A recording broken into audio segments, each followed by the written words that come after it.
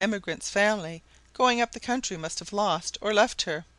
She laid about 10 eggs, and hatched chickens from them. From this little brood we raised a stock, and soon supplied all our neighbours with fowls.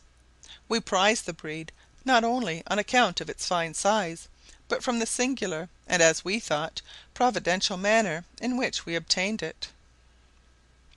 I was much interested in the slight sketch given by the pastor one evening, as we all assembled round the blazing log fire, that was piled half way up the chimney, which reared its stone fabric so as to form deep recesses at either side of its abutments. Alluding to his first settlement, he observed it was a desolate wilderness of gloomy and unbroken forest trees when we first pitched our tent here. At that time an axe had not been laid to the root of a tree, nor a fire, save by the wandering Indians, kindled in these woods. I can now point out the identical spot where my wife and little ones ate their first meal, and raised their feeble voices in thankfulness to that Almighty and merciful Being who had preserved them through the perils of the deep, and brought them in safety to this vast solitude. We were a little flock, wandering in a great wilderness under the special protection of our mighty Shepherd.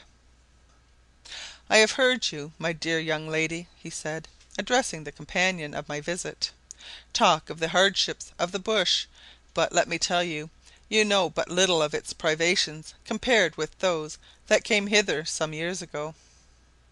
Ask these, my elder children and my wife, what were the hardships of a bush settler's life 10 years ago, and they will tell you it was to endure cold, hunger, and all its accompanying evils, to know at times the want of every necessary article of food.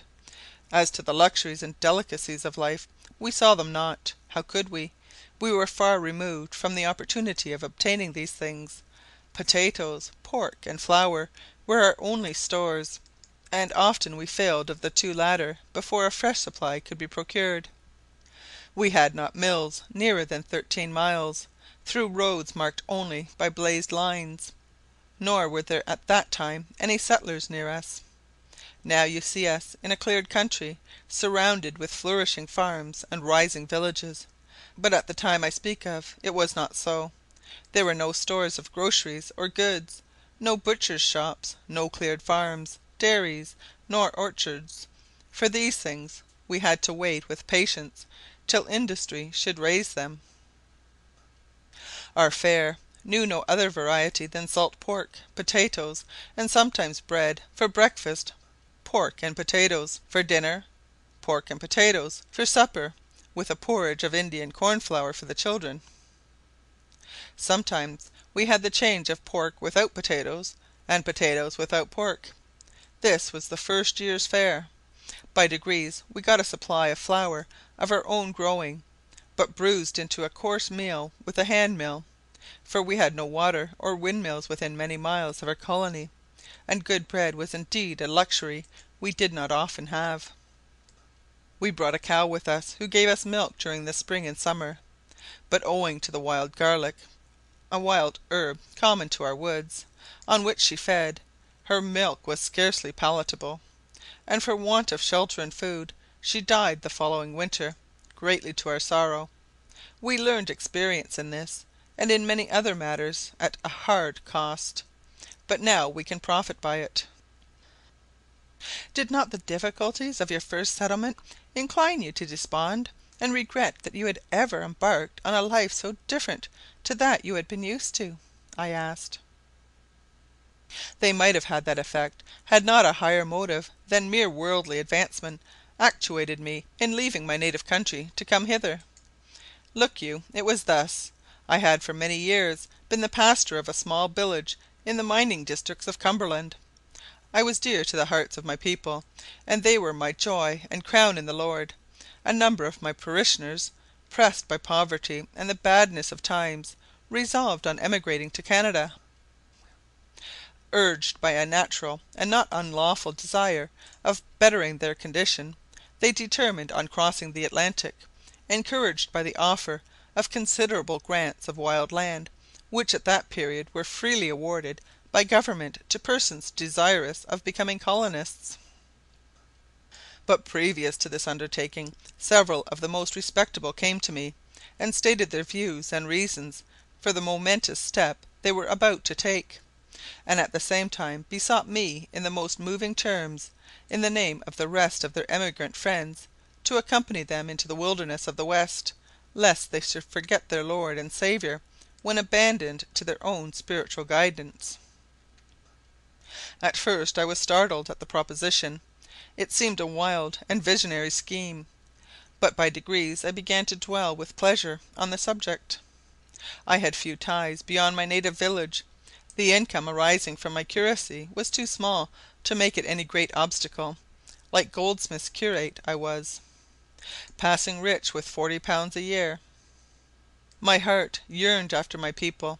10 years I had been their guide and adviser. I was the friend of the old and the teacher of the young. My Mary was chosen from among them. She had no foreign ties to make her look back with regret upon the dwellers of the land in distant places. Her youth and maturity had been spent among these very people, so that when I named to her the desire of my parishioners, and she also perceived that my own wishes went with them, she stifled any regretful feelings that might have arisen in her breast, and replied to me in the words of Ruth: "Thy country shall be my country, thy people shall be my people. Where thou diest, I will die, and there will I be buried. The Lord do so to me, and more also, if aught but death part thee and me." A tender and affectionate partner thou hast been to me, Mary, he added, turning his eyes affectionately on the mild and dignified matron, whose expressive countenance bespoke with more eloquence than words the feelings passing in her mind.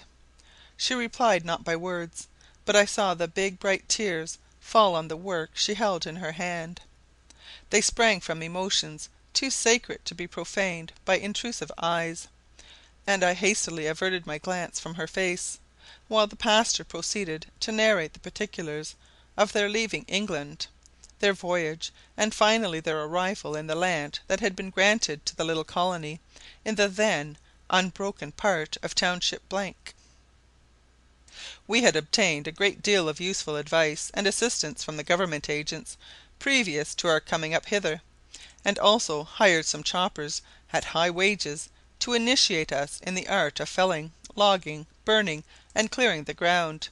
As it was our main object to get in crops of some kind, we turned to without any delay further than what was necessary for providing a temporary shelter for our wives and children, and prepared the ground for spring crops, helping each other as we could with the loan of oxen and labour. And here I must observe that I experienced every attention and consideration from my friends. My means were small, and my family all too young to render me any service. However, I lacked not help, and had the satisfaction of seeing a little spot cleared for the growth of potatoes and corn, which I could not have effected by my single exertions. My biggest boy, John, was but 9 years old, Willie 7, and the others still more helpless. The 2 little ones you see there," pointing to 2 young children, "have been born since we came hither. That yellow haired lassie sitting beside you was a babe at the breast, a helpless wailing infant, so weak and sickly before we came here that she was scarcely ever out of her mother's arms; but she grew and throve rapidly under the rough treatment of a bush settler's family. We had no house built, or dwelling of any kind, to receive us when we arrived at our destination, and the first 2 nights were passed on the banks of the creek that flows at the foot of the hill, in a hut of cedar and hemlock boughs that I cut with my axe, and with the help of some of my companions raised to shelter my wife and the little ones. Though it was the middle of May, the nights were chilly, and we were glad to burn a pile of wood in front of our hut to secure us from the effects of the cold, and the stings of the mosquitoes that came up in myriads from the stream, and which finally drove us higher up the bank. As soon as possible we raised a shanty, which now serves as a shed for my young cattle.